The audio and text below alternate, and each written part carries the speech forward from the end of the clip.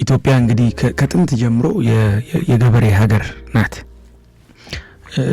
ገበሬው ስትረዳ ነው ኢትዮጵያን የምትረዳት።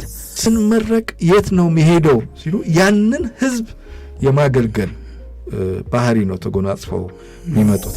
ይሄ ከጀርባው ያለውን ነገር ስታየው ሀገርን ለመለወጥ የሚንገበገበው ትውልድም መፈጠር የተጀመረው ለቁርስ ስትቀርብ ያው በአት ነገር ይቀርብልሃል። ያ የተረፈው ነገር ለምሳ አይቀርብም፣ በሙሉ የሚወገድ ነው።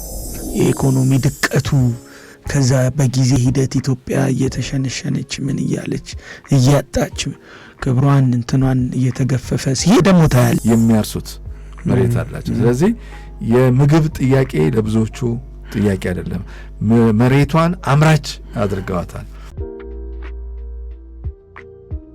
አሃዱ መናገሻ ቅዳሜ ምሽት ከ12 ሰዓት እስከ 3 ሰዓት ኪነ ጥበባት፣ ታሪክ፣ ባህል፣ ፍልስፍናና ስነ ልቦና በኢትዮጵያዊ ለዛና ጣዕም ተዋስተው ይቀርባሉ። በአሃዱ ሬዲዮ 94.3 አሃዱ መናገሻ። አሃዱ መናገሻ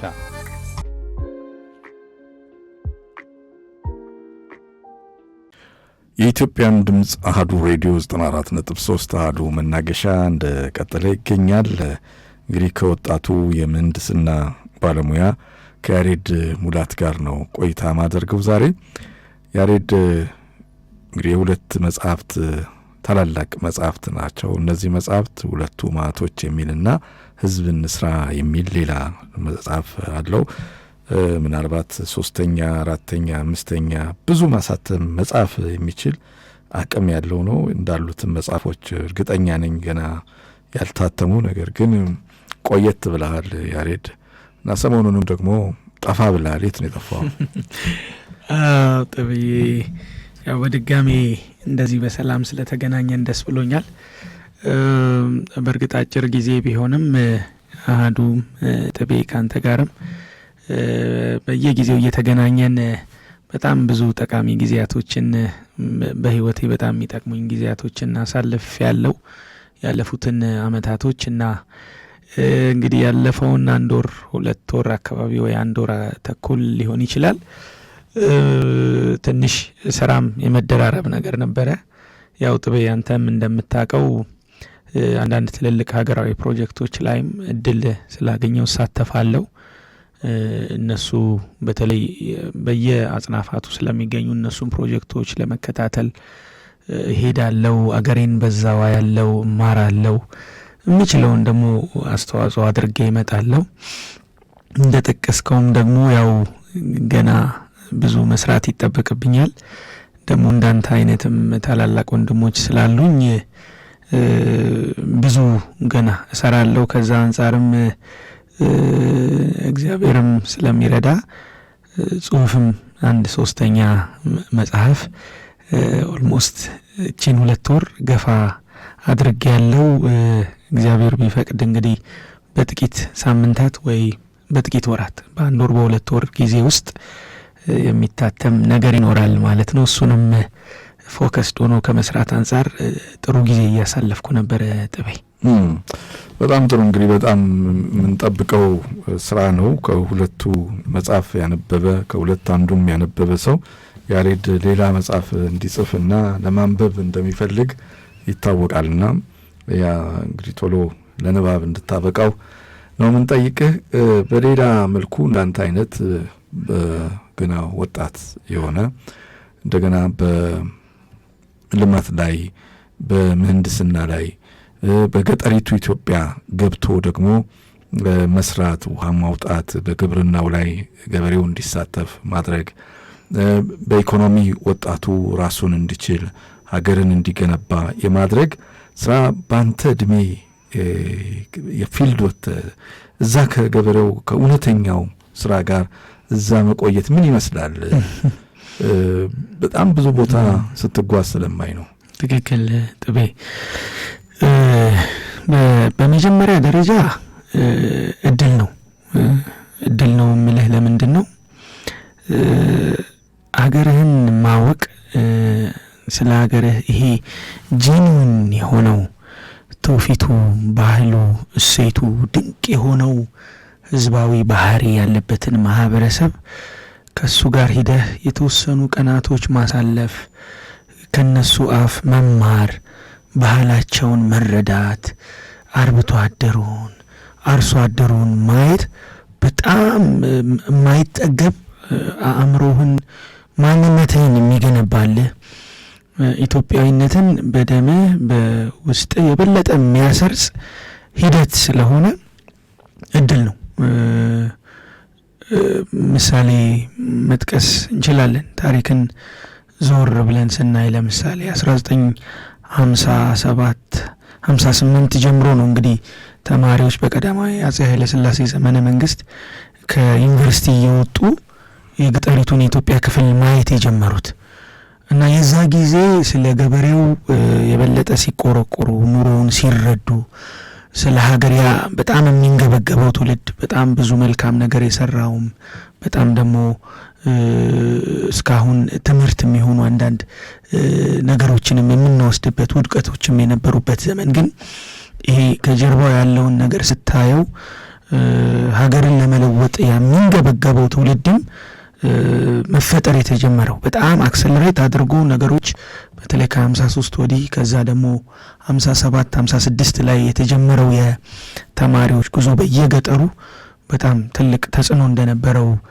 ይናገራሉ በዛ ዘመን የነበሩ ታላላቅ ሰዎችም እና ለኔ እድል ነው ኢትዮጵያን በየጊዜው በሄድኩ ቁጥር አውቃታለሁ፣ እያወቅኩ እየተማርኩ አውቀህት አትጨርስም። እንግዲህ ምድር ላይ ካሉ ሀገራት አፍሪካ ውስጥም ካሉ ሀገራት በሳይንሱም ስትሄድ ጥቤ እንደው በህዝብ ቀለምና ባህሪ ብቻ አይደለም ጥቤ በሳይንሱም ለምሳሌ እኔ እንደው ስፔሻላይዝ ለማድረግ ከሞከርኩባቸው ነገሮች ለምሳሌ ከጂኦሎጂ ስታይ፣ ከአየር ጸባይ፣ ከአግሮ ኢኮሎጂ ስታይ ጫፍ የወጣውም አላት ኢትዮጵያ፣ ደግሞ በረሃውም አላት።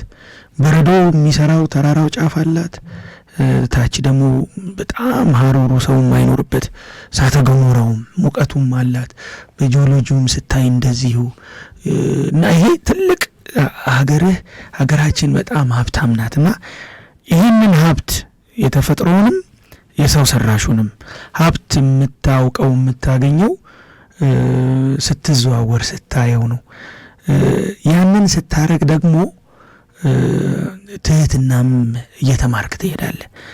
በየቦታው በጣም ብዙ እውቀት ብዙ ሀብት ኖሯቸው ስብር ብለው የሚመክሩ ታላላቅ አባቶችን ስታይ፣ በየቦታው ደግሞ እንደው የተውናቸውንም ወንድም እህቶቻችንን ማህበረሰብ ስታይ ከኛ የተሻለ እድል ሊያገኙ ሲገባቸው ወይ ከኛ ያላነሰ እድል ሊያገኙ ሲገባቸው ያላገኙ በየቦታው በተለይ ወደ ድንበር የተጠጉ ወንድም እህቶቻችንን ስታይ አንተ እድለኛ ነህ።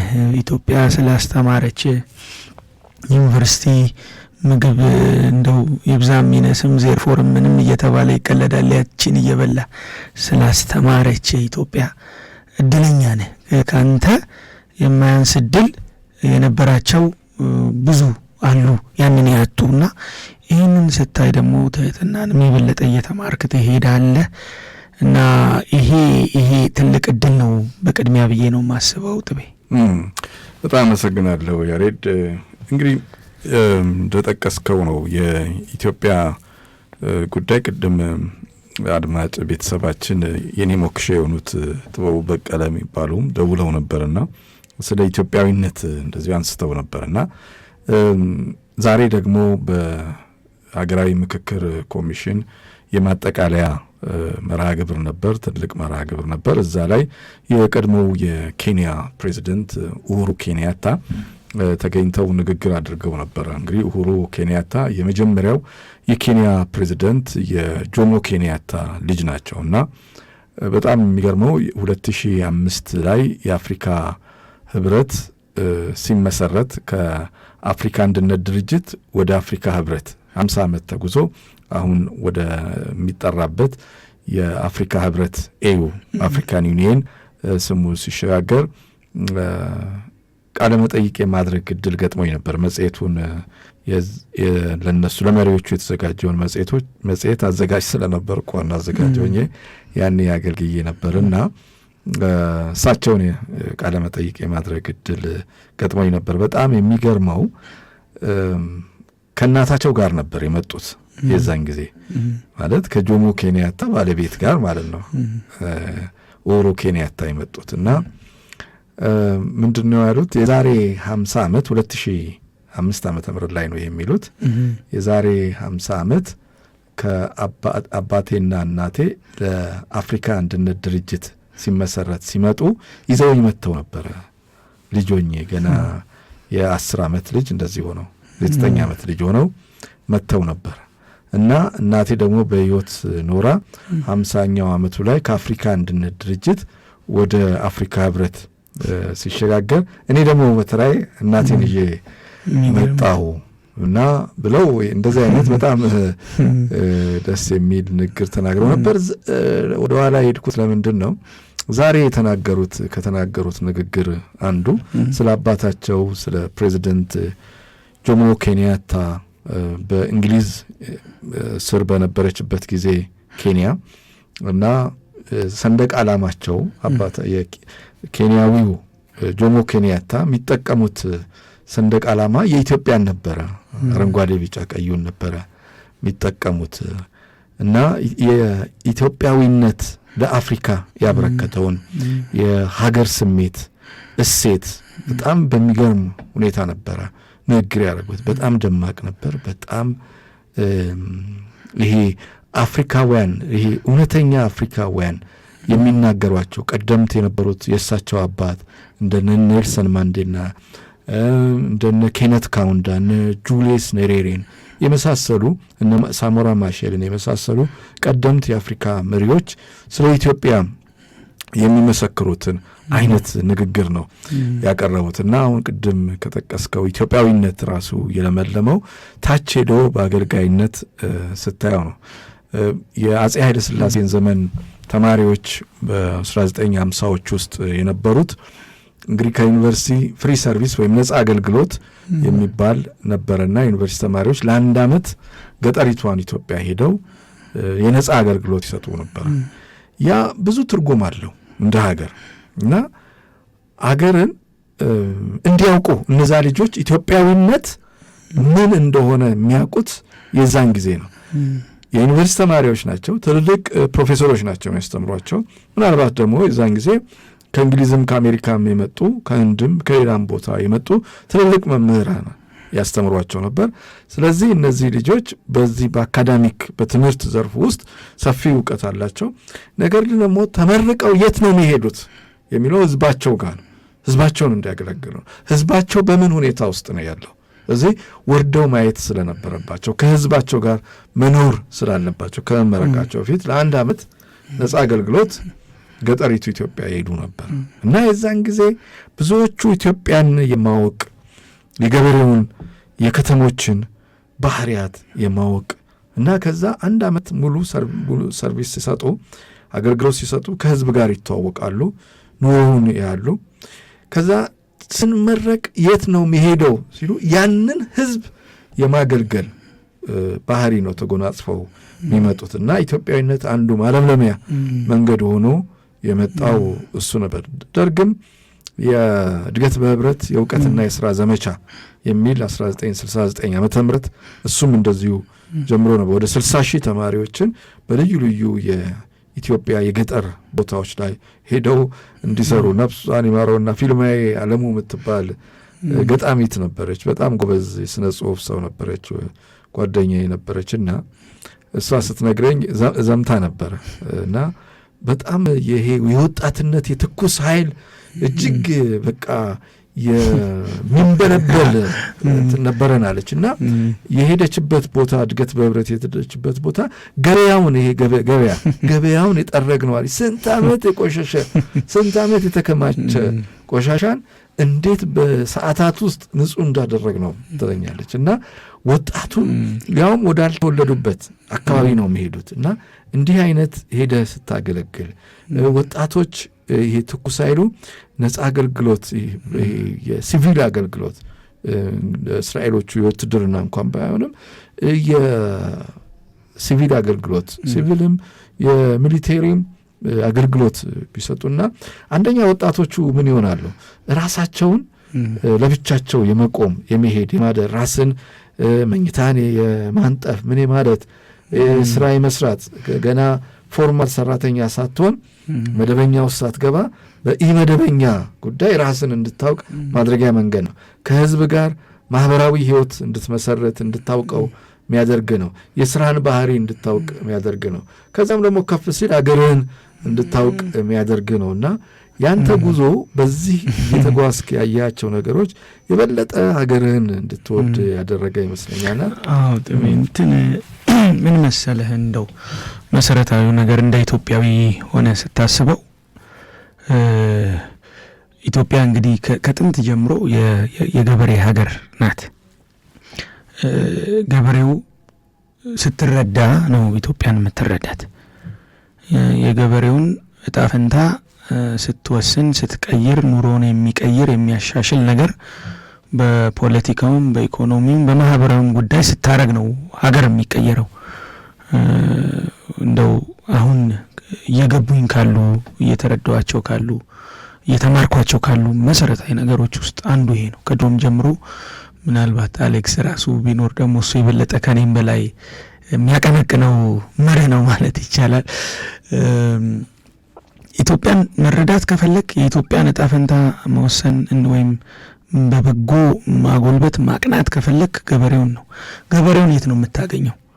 ገበሬው የሚገኘው ዩቲዩብ ላይ አይገኝም፣ ከተማም አታገኘውም። ገበሬው የምታገኘው እዛ ወንዙ ዳር ከጭቃው ጋር ሲታገል ዝናብ እየጠበቀ ዘሩን በመሬት ላይ በትኖ ወደ ላይ አንጋጦ አምላክን እየተማጸነ ዝናቡን ሲጠብቅ ልጅና ሚስቱን ይዞ ሲኮተኩት አረም ሲነቅል ነው ገበሬውን እዛው የምታገኘው።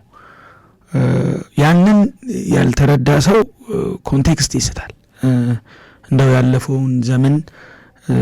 ያለፈው ዘመን ብቻ ሳይሆን ያለፉትን በርካታ ዓመታቶች ዞር ብለህ ስታይ ኢትዮጵያ እንደ ሀገር የተጎዳችው ለምንድን ነው ብለህ ካሰብክ ገበሬውን ሚስ ያረገ ገበሬውን ያልተረዳ የለውጥ እንቅስቃሴ የትምህርት ካሪኩለም ቅድም እየጠቀስከው ነበረ እርሻ ትምህርት ነበረ በደርግ ዘመነ መንግስትና የኛ ልጆች እርሻን ወይም የኛ ኩዮች ስለ እርሻ ምንድን ነው አውትሉካቸው አመለካከታቸው የገበሬውን ኑሮ እንዴት ይረዱታል? ገበሬ እኮ አንዳንዴ እንደ ስድብም እኮ ይጠቀማል የኛም ትውልድና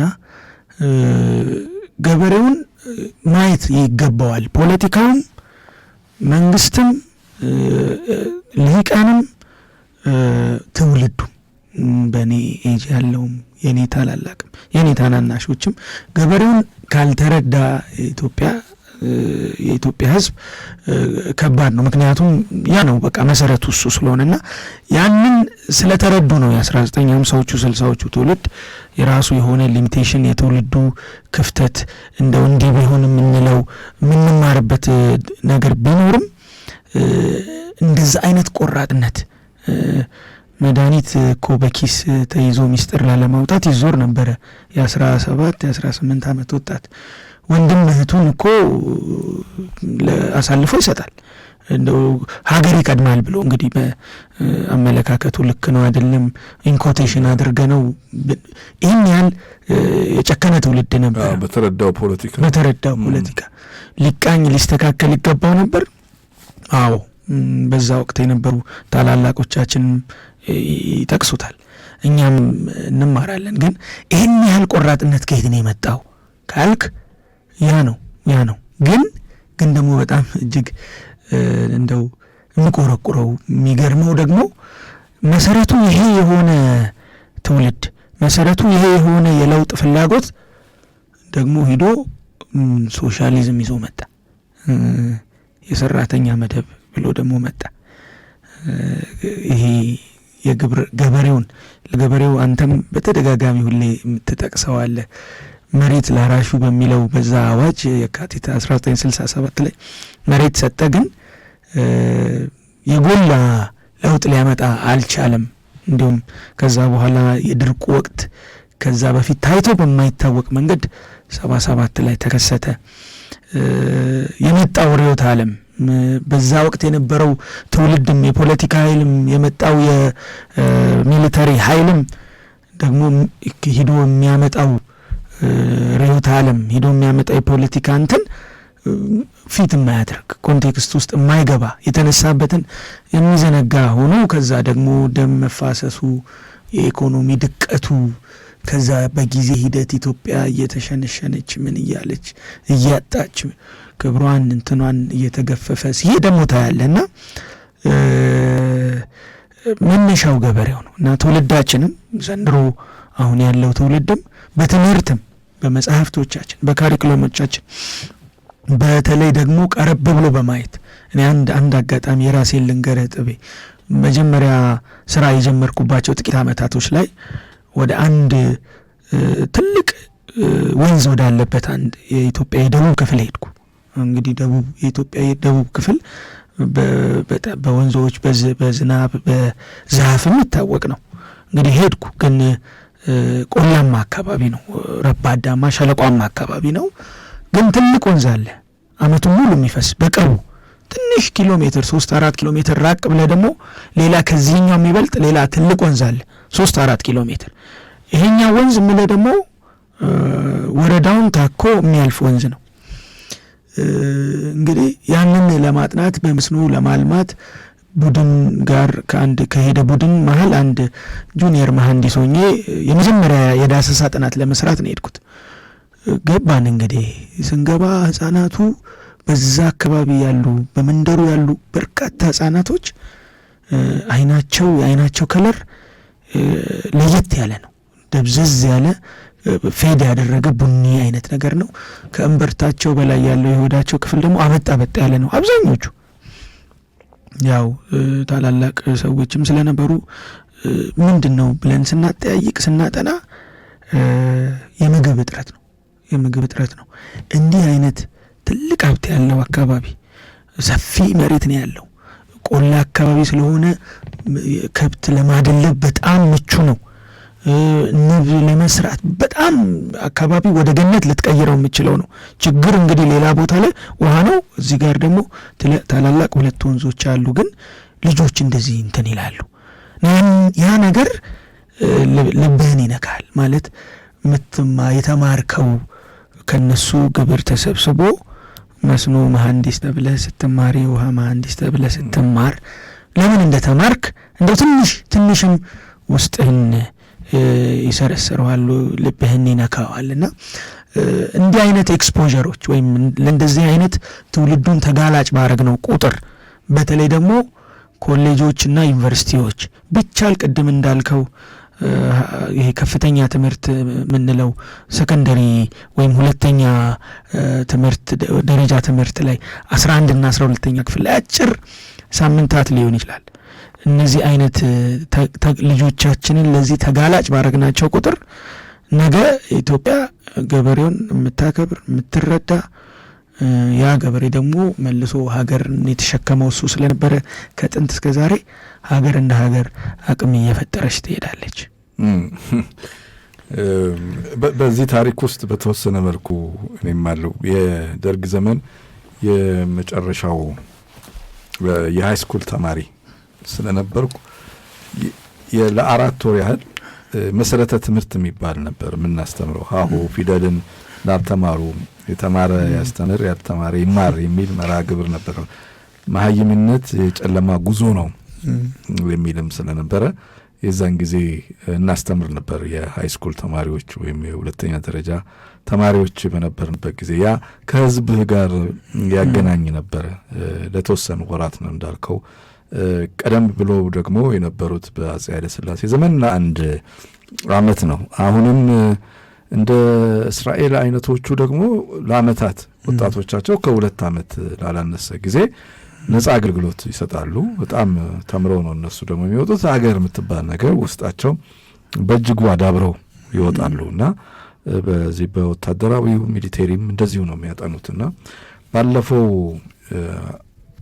በህዳር ወር እስራኤል ሀገር ያው የሚሄድ ዕድል ገጥሞን ነበር በእስራኤል የውጭ ጉዳይ ሚኒስቴር በኩል ተጋብዘን እና እዛ አንዱ ከጎበኘናቸው ነገሮች ግብርናቸው ነበር እና እስራኤል እንግዲህ በዓለም ላይ አሁን ባላት እንግዲህ በሳይንስ በቴክኖሎጂ በጣም የረቀቀች ሀገር ናት። በጣም በጦር መሳሪያ የታጠቀች ሳይንስ፣ ቴክኖሎጂ፣ ሕክምና በጣም ርቀቅ ያለባት ምስጢራዊት ሀገር ናት። እንደገና ደግሞ በአስገራሚ ሁኔታ በግብርናው ደግሞ ትታወቃለች። ትንሽዬ ሀገር ግን በግብርና የአውሮፓን ገበያ በዚህ በፖሙ፣ በብርቱካኑ፣ በሙዙ እና በወይኑ በምኑ በዘይት በምን እንዴ ምንድን ነው እዛች ትንሽ መሬት ላይ ለዛውም ለእርሻ ፈጽሞ በማይመች መሬት ላይ ግን ደግሞ የአውሮፓን ገበያ የመቆጣጠር ሚስጥራቸው ምንድን ነው የሚለው ሁሌ ጭንቅላቴ ውስጥ ነበርና አጋጣሚ እሱን ደግሞ ለመጎብኘት የሚያስጎበኘን ሰውዬ ላለፉት 50 ዓመት እና ከዛ በላይ የእስራኤል ግብርና ላይ የሰራ ሰው ነው። ትልቅ ፈላስፋቸው ነው፣ ፕሮፌሰራቸው ነው።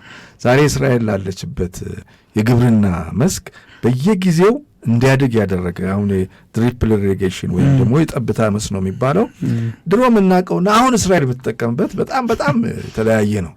አሁን ለምሳሌ የትኛውም ሀገር የሌለውን ነው እሷ የምትጠቀመው በራሷ ለሌሎች ሀገሮች ለእኛ ጭምር የሰጠችው ደግሞ የጠብታ መስኖ አለ።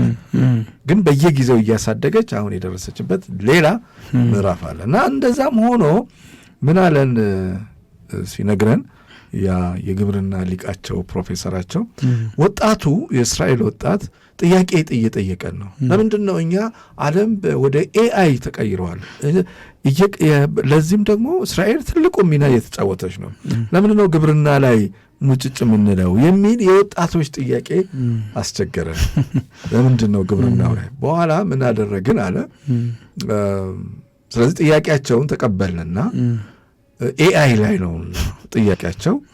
ግብርናውን ራሱ ወደ ኤአይ ቀየሩት። እና ለምሳሌ አንድ ዛፍ እያንዳንዱ ዛፍ ከኮምፒውተር ጋር የተገናኘ ታሪክ አለ። እያንዳንዱ ዛፍ ለምሳሌ በቀን ውስጥ ምን ያህል ውሃ ይፈልጋል፣ ምን ያህል ሚሊ ሊትር ይፈልጋል፣ ምን ያህል ማዳበሪያ ይፈልጋል፣ ከፀሐይ ብርሃን አንጻርስ እንዴት ነው ሪፖርት ያደርጋል። እና ቢሮ ቁጭ ብለህ ነው የምታዝለት። እዛው ለእያንዳንዱ ዛፍ የሚያስፈልገውን ነው የምትሰጠው። በቃ የሚፈልገውን ነው የምትሰጠው። የሚያስፈልገውን ብቻ ሳይሆን የሚፈልገውን ይጠይቃል። ወደ ኤአይ ቀየርንና አሁን ወጣቱን ወደ ግብርናው ራሱ ወደ ኤአይ ቀየርንለት። የእስራኤል ግብርና አሁን በኤአይ ነው እየተመራ ያለው ብሏልና ግብርናችንንም የማዘመን ስራ አይጠበቅም ወይ? አንድ ሁለት ደቂቃ አለ። እንትን ነው እኮ አሁን ጥቤ እንዳልከው ነው።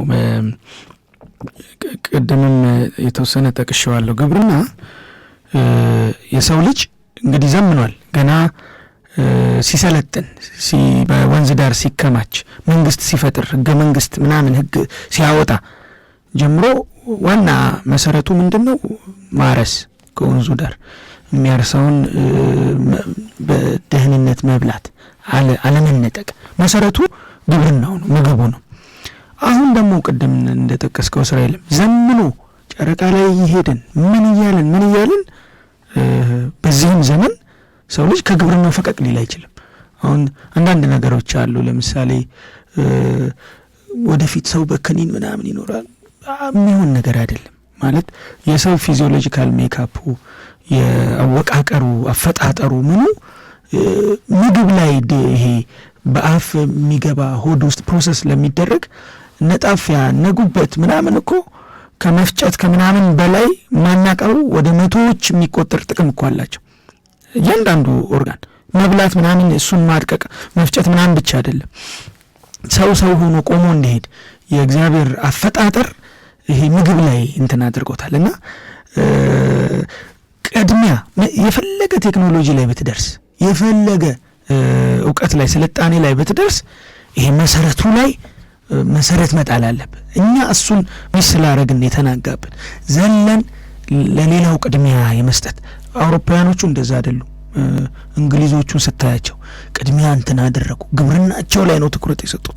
በየሀገሩ እንግሊዛውያን እኮ ግብርና ውስጥ ነው ያሉት። ኬንያ ብትሄድ፣ ኡጋንዳ ብትሄድ፣ ትክክል አፍሪካ ውስጥ በሙሉ እኮ እንግሊዞች ናቸው መሬቱን የሚያርሱት። የዩኒቨርሲቲ ፕሮፌሰሮች ናቸው እኮ ወጣ ብለው ከተማሪዎቻቸው 2 ቀን 3 ቀን ሊቭ ወጥተው ከብቶቻቸውን አደልበው 20-30 ሄክታር አርሰው የሚመጡት እና እኛው እሱ ላይ ነው ሚስ አድርገን ስላለፍን እንግዲህ እስራኤል ይኸውልህ ቴክኖሎጂውን ራሱ ወደ ግብርናው ያመጡት። ሚስ አድርገው መሄድ አይችሉማ። ኤአዩ ላይ ምናምኑ ላይ ጨረቃው ላይ ሳተላይት ላይ ብቻ ፎከስድ ቢሆኑ ግብርናው ሚስ ካደረጉ የፈለገ ቴክኖሎጂ ቢኖር መብላት ማችል ህዝብ፣ ምትለምን ህዝብ፣ ድሃ ህዝብ እንደው እንደ ህዝብ እርዱኝ እያልክ ምትለምን ከሆነ ማንም ይጮትብሃል፣ ማንም እንደፈለገ ይዘውራል። ስለዚህ እሱ ተናግቶብን አልፈን ነው እንግዲህ አሁን እየተጣጣርን ያለ ነው የሚለውን ሀሳብ ለመጨመር ነው። እንመጣበታለን።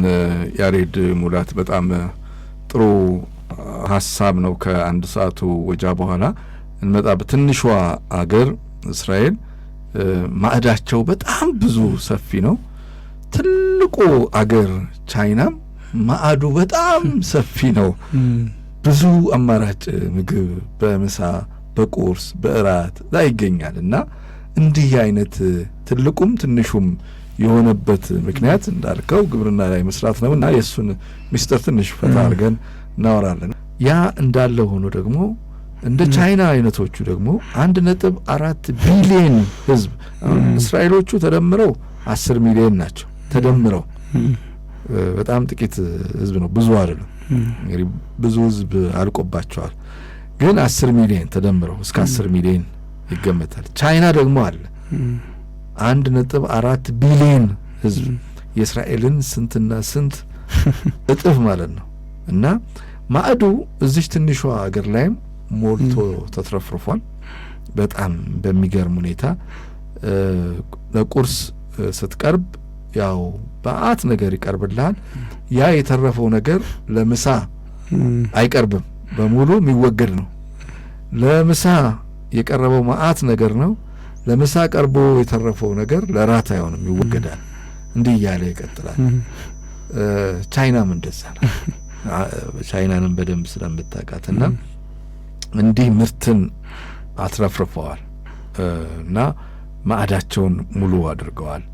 ቅድም አንተም ስትገልጽ ፕሮፌሰሮቹ ከዩኒቨርሲቲ ረፍትም እየወሰዱ ነው የሚሰሩት ግብርና ላይ ብላል። እኔ ይህንን ብዙ የአፍሪካ ሀገራት ተጉዣለሁ በተለያዩ ጊዜያትና አንዱ ከገረመኝ ነገር እርሻ ላይ የሚሰማሩት ሰዎች በጣም ሀብታሞች ናቸው እና እንዳልከው የዩኒቨርሲቲ ፕሮፌሰሮች ከተማ ውስጥ ትልልቅ ህንጻ ያላቸው ትልልቅ ነጋዴዎች እና እኛ አሁን ቪሌጅ የምንለው አሁን በእንግሊዘኛ እኛ ሀገር ሲተረጎም ቪሌጅ መንደር ምናምን አይነት ትርጓሜ ያለው።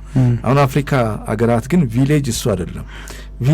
ቪሌጅ ሄደዋል ካሉ ግብርናው ቦታ ላይ ገጠር ሄደዋል። ገጠር ከሄደ ያሰየ እያንዳንዱ ከተማ የሚኖረው አፍሪካዊ የተለያዩ ለምሳሌ ኡጋንዳ ሊሆን ይችላል፣ ኬንያ ሊሆን ይችላል፣ ታንዛኒያ ሊሆን ይችላል፣ ሌሎችም እነ ጋናም ሊሆኑ ይችላሉ። ብዙዎቹ መሬት አላቸው፣ የሚያርሱት መሬት አላቸው። ስለዚህ የምግብ ጥያቄ ለብዙዎቹ ጥያቄ አይደለም። መሬቷን አምራች አድርገዋታል። መሬቷን ፖለቲካ ውስጥ አልከተቱትምና እንድታመርት እንድትሰጣቸው ነው ያደረጉት እንጂ መጣያቸው አልሆነችም። ስለዚህ ይሄ ቅድም አንተም ስትገልጸው ምሁራኑ ሲሰሩበት የኖሩት ነው። እንግሊዞቹ ኬንያ ትልልቅ ሬስቶራንቶች፣ ትልልቅ ሱቆች ምኖች አሉ ናይሮቢ ውስጥ እንደዚህ እና እዛ ውስጥ የሚመጡት ይሄ የታሸጉ ምግቦች ምኑ ከኬንያ ከተለያዩ ገጠራማ ቦታዎች ኢንዱስትሪ ሌድ እንትን ግብርና ወይም አግሪካልቸር ወደ አግሪካልቸሩን ግብርናውን ወደ ኢንዱስትሪ ቀይሮታል። ለምሳሌ ሻይ ቅጠል ቢያመርቱ ሻይ ቅጠሉን እንደገና ፓክድ ያደርግና ያሽግና በፋብሪካ ለገበያ የሚያመርተው እዛው ኬንያ ውስጥ ያለ እንግሊዛዊ ወይም የህንድ ዜጋ ነው በአብዛኛው።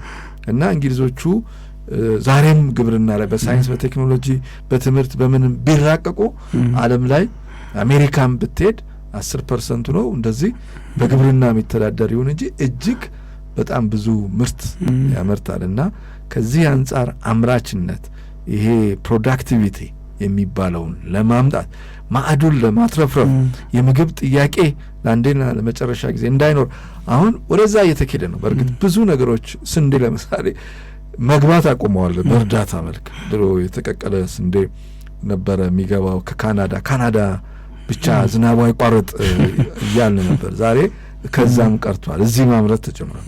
ጥሩ ጅማሬዎች አሉ፣ ጥሩ ተስፋዎች አሉ። እነዚህ እንዳሉ ሆኖ ደግሞ የበለጠ ፕሮዳክቲቭ መሆን ምርታማ ለመሆን እስራኤል የተጠቀሙበትን የሳይንስ ቴክኖሎጂ ርቀት ምጥቀትን እንዴት ማድረግ ይቻላል? ሁለት ሀገራት ጠቅሰሃል ጥቤ የተናገርክ የገረመኝ ነበር። እኔ ራሱ እስራኤል 10 ሚሊዮን ህዝብ ቻይኖቹ ደግሞ 1.5 አካባቢ ነበር አለው ከ1.4 ቢሊዮን ህዝብ ነው።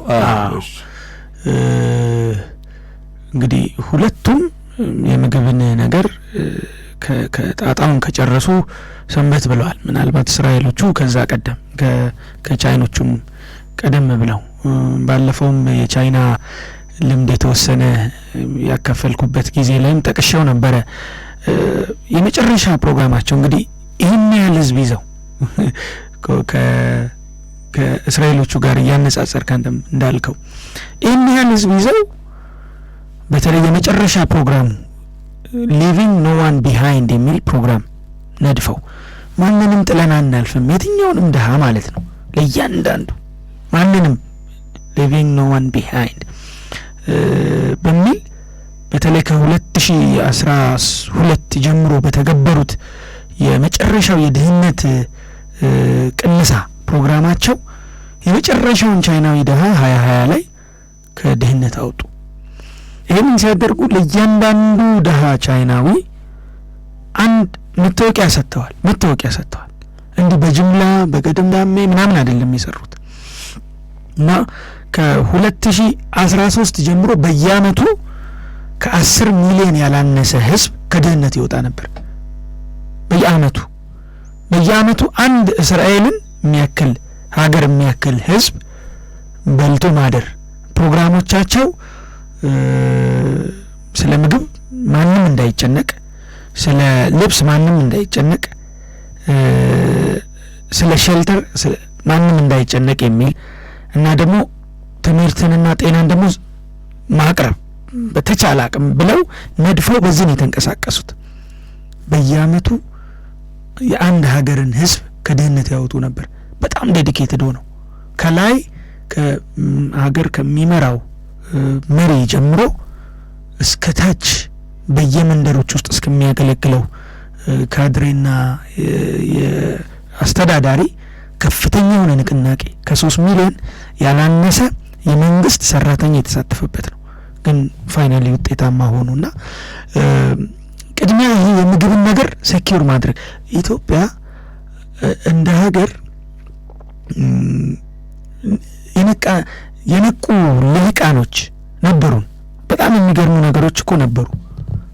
ለምሳሌ ቅድም ያልከውን ይሄ የጥሬ ዕቃውን የግብርናውን በተመለከተ የዛሬ 100 ዓመት ነጋድራስ ገብረሕይወት ባይከዳኝ የጻፉት መጽሐፋቸው ላይ እንግዲህ እሳቸው የአጤ ምኒልክም የሕክምና ቡድን ውስጥ የነበሩ አውቶባዮግራፊ ሰው ነበሩ። ምንድነው ያሉት? እኛ እኮ የምንልከው እንግዲህ ያኔም የሚወጣ ነገር ነበር ከሀገር ሮ ማቴሪያል ጥሬ ዕቃውን ነው። እነሱ ትንሽ ፕሮሰስ አድርገው ሲልኩብን እኛ በ20 አህያ ጭነን የምንልከውን በአንድ እንትን ነው የሚገባልን። ክፍያ ግን የነሱ የኛን ስንትና ስንት እጥፍ ነው የሚል ለኢንዱስትሪም የሚያነቃ ኢቭን ግብርናውን ራሱ ምን ብለዋል? ትንሽ አጤ ምኒልክ ሲታመሙ ያለው ነገር ትንሽ እንትን ሲላቸው ወደ ሱዳንም ሄድ ብለው ነበር ለተወሰነ ጊዜ። ሱዳን በእንግሊዞቹ እና ግብጾቹ ሰፋፊ እርሻ ይሰሩ ነበር። ወዮለት አእምሮ የሌለው ህዝብ ይጠፋል፣ ይደመሰሳል በእንትን ነው የሚናገሩት በምሳሌ። ምክንያቱም አእምሮ ያለው ህዝብ መሬቱን እያለማ እንትን እያደረገ በደንብ እየተጠቀመው ነው መሬቱን። ያ መሬቱ ግን ይጠባዋል።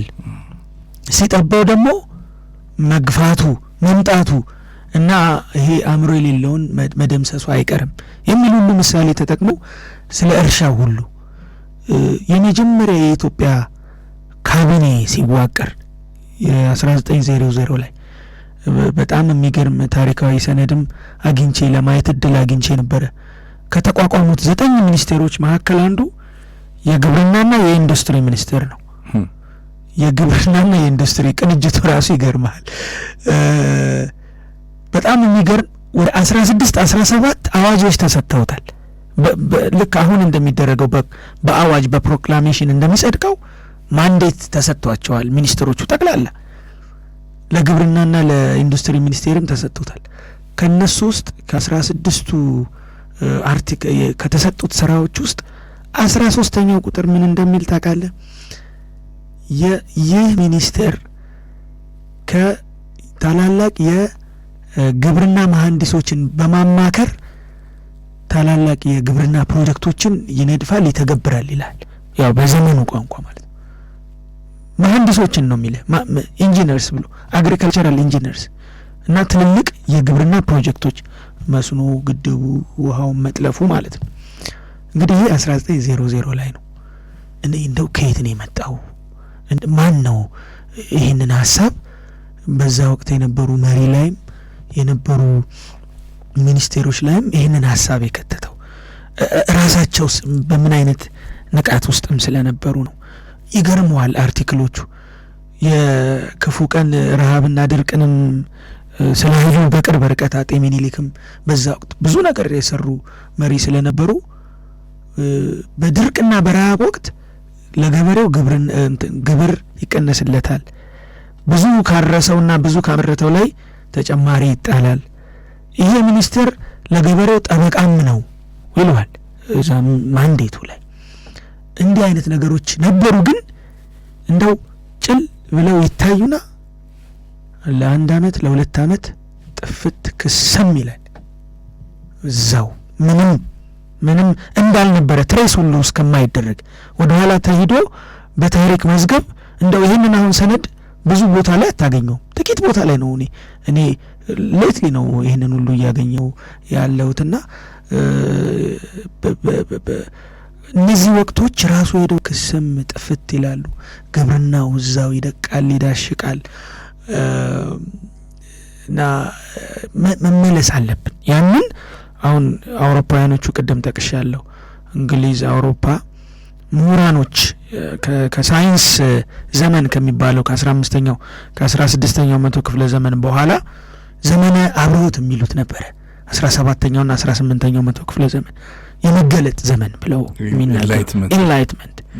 የዛ ጊዜ ሰው ልሂቃኖች ቀድመው ከትውልዱ ቀድመው የሚያስቡ ሰዎች ሳይንሳዊ ነገር የሚያሻሽል ነገር ይዘው የሚመጡበት በዛ ወቅት አንዱ በጣም ከዘመነው በዋነኝነት የዘመነው የግብርናው ሴክተር ነው። እንደው ከ15ኛው መቶ ክፍለ ዘመን በፊት የነበረው ማረሻቸው ባይዞ የአውሮፓውያኖቹ ይሄ የብረት ሆኖ ከባድ፣ አንዳንዴ ፈረስም ይጠቀማሉ። በጣም አመቺ አልነበረም። የኛ ይሄ በበሬ ማረስ በጣም አዋጭ ነበረ እስከ 15ኛው መቶ ክፍለ ዘመን። ዘመኑን የዋጀ ሳይንስ ነበር ከየትኛውም የዓለም አጽናፍ። እነሱ ግን ጥለውን ተመነደጉ። በምን? በዘመነ ኢንላይትመንት ቅድሚያ ሰጡ ለግብርናቸው። ዘር ማሻሻል፣ እርሻዎችን ማኔጅ ማድረግ፣ ይሄ ውሃ ማንጠፍጠፍ ምናምን እዛ ውስጥ ሁሉ ገቡ። እኛስ ልሂቃን የበፊቱን ልተውልህ፣ ሰው ተገለጠለት ሲባል ምንድን ነው ይገለጥለት የነበረው በታሪክም? አሁንስ ከ1950-60 እንደው ልሂቃን ሲባሉ አሁንም ልሂቃን የምንላቸው ሰዎች ቀጥታ ወስደን የቱ ጋር ነው የምናገናኛቸው? ፖለቲካው ላይ የሆነ የብሔር ጥያቄ ሲያነሱ ይነሳ፣ ችግር የለውም፣ አይከፋም መነሳቱ። ማኔጅመንቱ ልክ ቀድሞ የዚህ የብሔርን ጉዳይ እነ ጥላሁን ግዛው ለምሳሌ አይ ቲንክ ጥላሁን ግዛው ያለ ጊዜው እንደ ዋና አንሳው የሚልም ሐሳብ ነበረው። ታሪክ ዞር ብለህ ይሁን እንደዛ ግን ልሂቃን የምንላቸው ኢንፍሉዌንሻል የምንላቸው ሀገር መለወጥ ይችላሉ የምንላቸው ስልጣን ኃይሉ ያለው መንግስት ያለፉትን ስታይ ምንድነው ዋና ኤንፋሲሳቸው ዋና ትኩረታቸው? ግብርናው ተትቶ ታልፎ ነበር የተሄደው።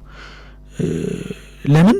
ከገበሬው ኢዝሊ እነዚህ ልሂቃኖች የምንላቸው ከገበሬው የሚመጣ ኃይል ጥቅም ስላላቸው ለነሱ ሴኪዩርድ ነው፣ ምንም ችግር የለም። ገበሬው ግን ሀገር ግን ሲማቀቅ ይኖራልና እንደው አሁን ላይም በየቦታው ፕሮጀክቶች የእርሻ እኔ አሁን ባልከውም ባለኝ እድል በርካታ ፕሮጀክቶችም ላይ የመሳተፍ እድል አግኝቻለሁ። ከጊዜ ወደ ጊዜ ለግብርናው ሰፋ ያለ በጀትም የመስጠት ነገር እየተለመደ መጥቷል። መስኖ ላይ ግብርናው ላይ ያሉ ፕሮጀክቶች ትልቅ ማዳበሪያ ፋብሪካ ጀምረናል። እነዚህ በጣም መልካም ጅማሮች ናቸው። በጣም እንደ እድል ናቸው። ምናልባት አንዳንዴ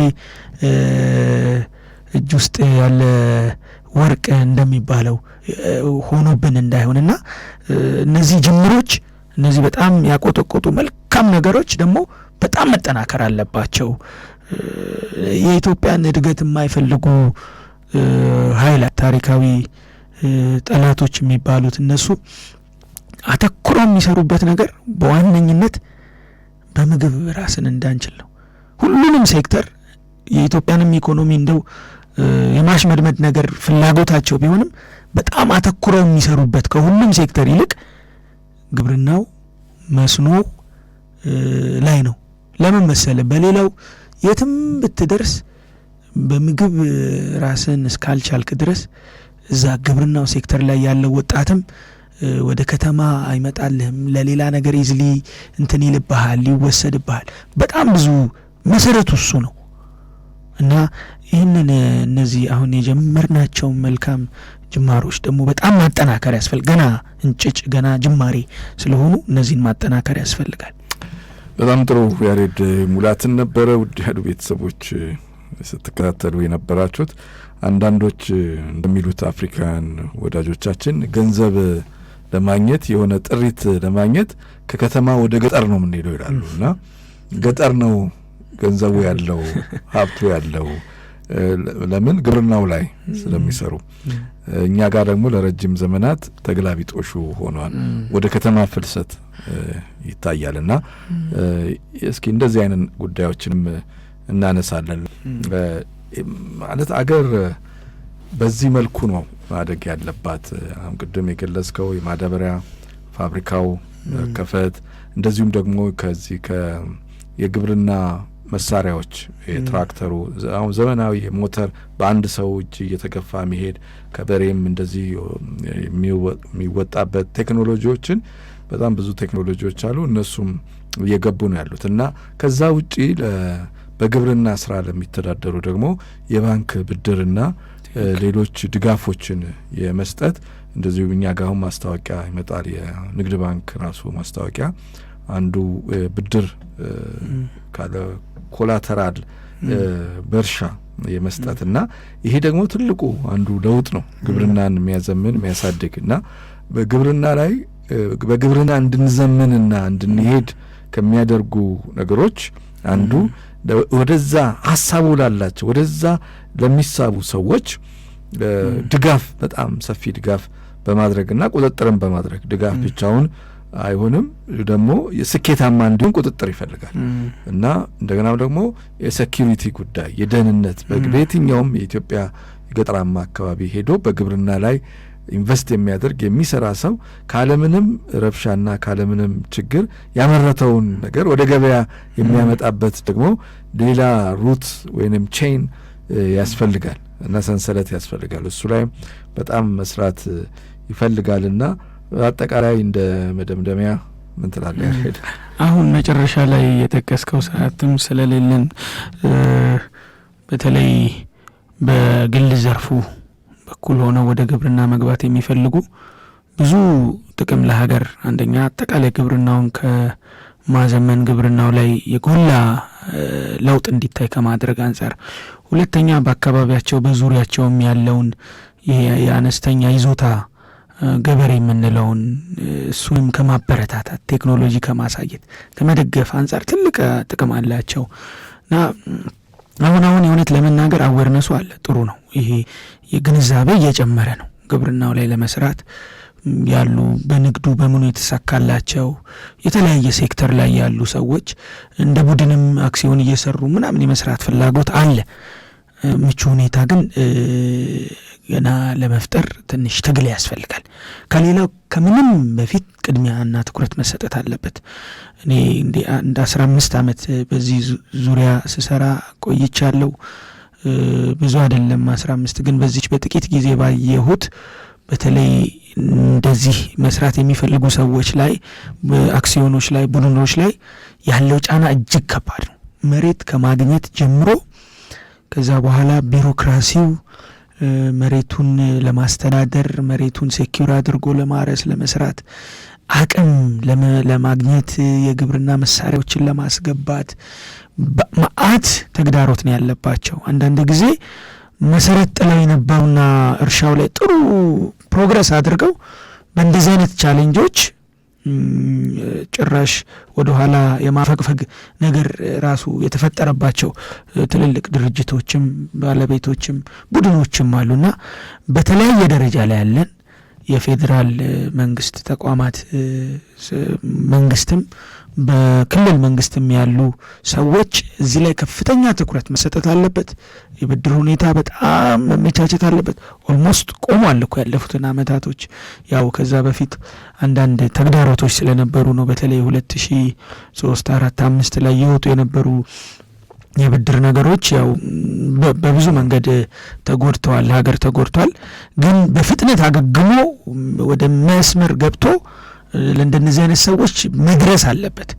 ካለበለዚያ ይሄ አሁን ግንዛቤ ተፈጥሮበት እንደው የአቅሙን ለማበርከት የመጣ ያለውን ይሄንን ኃይል እንደው ዲስከሬጅ ማድረግ እንዳይሆን መንግስት እዚህ ላይ በየትኛውም ደረጃ በፌዴራልም በክልልም ያለ የመንግስት እንትኖች በባንኮች ከፍተኛ የሆነ ርብርብና አፋጣኝ ስራዎች መሰራት አለባቸው። በጣም ጥሩ ሀሳብ ነው ያሬድ ሙላት ሰጣው። ከግብርናው ጋር ተያይዞ መሆን ያለበት እሱ ነው። በልዩ ሁኔታ ሊታይ ይገባል ብዬ ነው ማስበውና ዛሬ በአረቡ ዓለም የተሰደዱ እህት ወንድሞቻችን ከገጠሪቱ ኢትዮጵያ ነው በአብዛኛው እና ለመሬት ካለበት ውሃ ካለበት አረንጓዴ መስክ ካለበት ቦታ ነው ሄደው የአረብን በረሃ አቋርጠው ዘመከራ የሚያወጥ በርካቶች ለሞት ለብዙ ችግር የሚጋለጡት ለእረኝነት የሚሄዱት እዚህ ግን ተፈጥሮ በሰጠቻቸው አሁን ደግሞ እዚህ አረንጓዴ ልማቱ አረንጓዴ አሻራው በራሱ ደግሞ እየፈጠረው ያለው ምንድነው ልዩነት አለ። የመልክዓ ምድራዊ የኢኮሎጂው እየተቀየረ ነው። የዝናቡ ምኑ በጣም ጥሩ እየሆነ ነውና የግብርናው ከሌሎች አሁን አክሲዮን ቅድም ብላል አክሲዮኖች ሲቋቋሙ መንግስትም ሊረዳቸው ወዲያው አሁን በሌሎች ፕሮሰስ ውስጥ ብዙ እንዳይዳክሩ ወደ ዋናው ስራ እንዲገቡ ስራው ላይ ገብተው እዛው ጋር እየተስተካከለ እንዲሄድ ማለፍ ያለባቸው ፕሮሰሶች በቀላሉ እንዲያልፉ ቢደረግ አንዱ የተሻለ ይሆናል የሚል እምነት ስላለኝ ነው። በጣም ጥሩ ሀሳብ ነው ያሬድ ሙላት። ሁሌ እንደ ወትሮው ምሰጠን እንደዚህ አይነት ሀሳቦች አዱ ቤተሰቦችም እየደወሉ ሀሳብ አስተያየቶቻቸውም እየሰጡ ነው። ዞሮ ሁላችንም ሀገር ስታድግ ነው የምናድገው። ከሌሎቹ ማነስም የለብንም በኢኮኖሚ ደግሞ ቅድም ዛሬ የኬንያው የቀድሞ ፕሬዚደንት ኡሁሩ ኬንያታ በጣም ከፍ አድርገው ሀገራችንን በታሪክ ውስጥ ያዩበት መንገድ ወደዛ ከፍታ እንድንመጣ እንዲህ አይነት ስራዎች ይፈልጋል። በኢኮኖሚ መበልጸግ አለብን። በኢኮኖሚ ያልበለጸገ ቅድም ስጠቅሳቸው ነበር ገብረሕይወት ባይከዳኝ መንግስትና የህዝብ አስተዳደር የሚል መጽሐፍ ደራሲ ናቸው። በጣም የኢኮኖሚስት ናቸው። ሕክምናም ነው ያጠኑት ጀርመን ሀገር በዚህ ከተሰደው ሄደው በልጅነታቸው ከዛ መጥተው ነጋድራስ ነበሩ። የኢትዮጵያም የገንዘቧ አዛዥ እስከ መሆን ድረስ የደረሱ ናቸውና በጣም አርቀው የሚያስቡ ናቸው። የእሳቸውን መጽሐፍ አቶ ጳውሎስ መናመኖ የሚባሉ አምባሳደር ነበሩ በኢየሩሳሌም። እሳቸው ናቸው ያሳተሙላቸው ካለፉ በኋላ። እንደዚህ አይነት ረጅም የሚያስቡ ርቀትና ጥልቀት ያለው ሀሳብ የሚያስቡ ሰዎችን በየቦታው ደግሞ ማስቀመጥ ይሄ ኢኮኖሚውን የሚያሳድጉ የሰውን የዕለት በዕለት ህይወትን መቀየር ወደ መቀየር የሚሄዱ ሰዎች እዛ ላይ ብዙ ስራ መሰራት አለበት። ወደፊትም እናወጋበታለን።